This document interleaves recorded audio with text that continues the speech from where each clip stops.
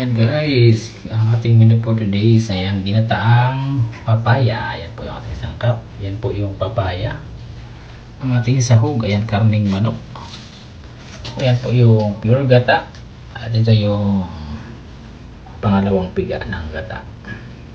Salt, garlic and onions, seasoning mix,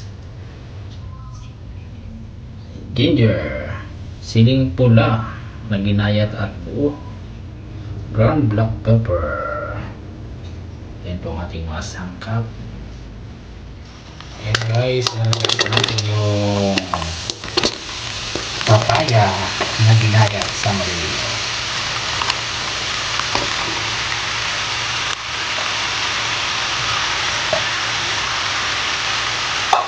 Ilalagay na po natin yung pangalawang piga ng gata. Lagyan po natin ang salt.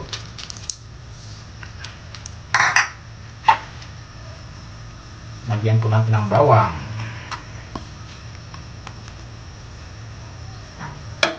At luya.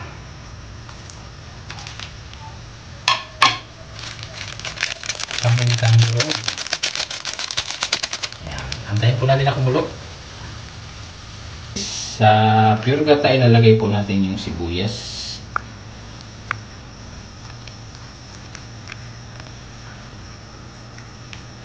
At yung siling pula na ginayat. Ayan guys, atin po natin na kumulo at muluto yung papaya. Ayan, takpan po muna natin.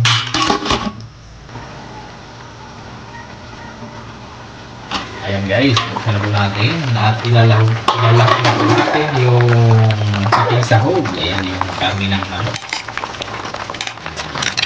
Ating sahog sa ating gitna papaya.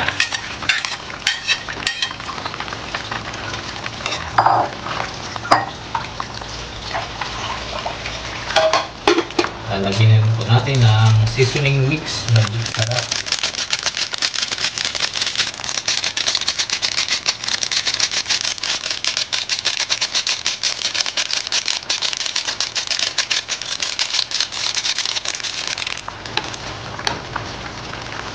At dadagdagan po natin ng Knorr chicken cubes.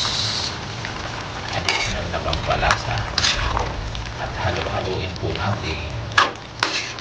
Pag natuyo na po yan, ilalagay na po natin yung pure gata.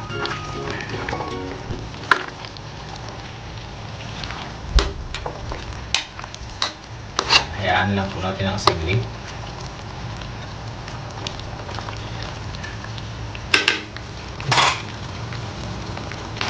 Ayan guys, natuyo na po. Ngayon po ay ilalagay na po natin yung additional na sangkap. Dahon ng laurel. At additional na siling pulang. Ilalagay na rin po natin yung pure gata with onions. Pure gata talaga.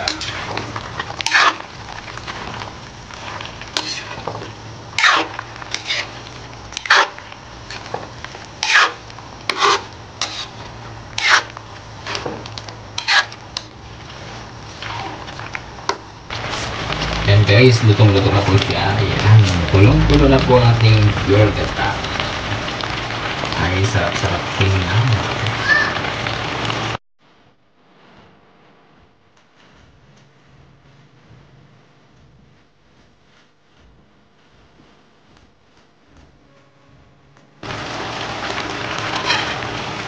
Ayan guys, ang ating menu for today is ayan, ginataang papaya na may lahok na karning manok. Ayan guys, so yummy yummy. Isang lutong beef na naman po ang ating nagawa ngayon at nailuto at naikero sa inyo lahat guys.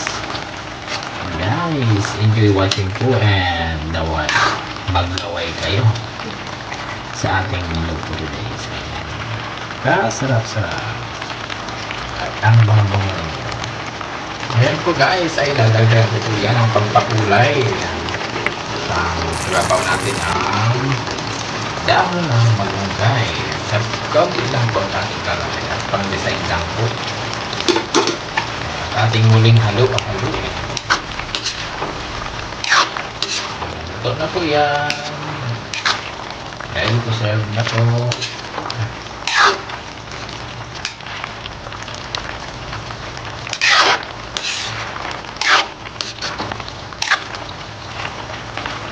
Guys, mag-serve na po tayo ng ating menu for today's.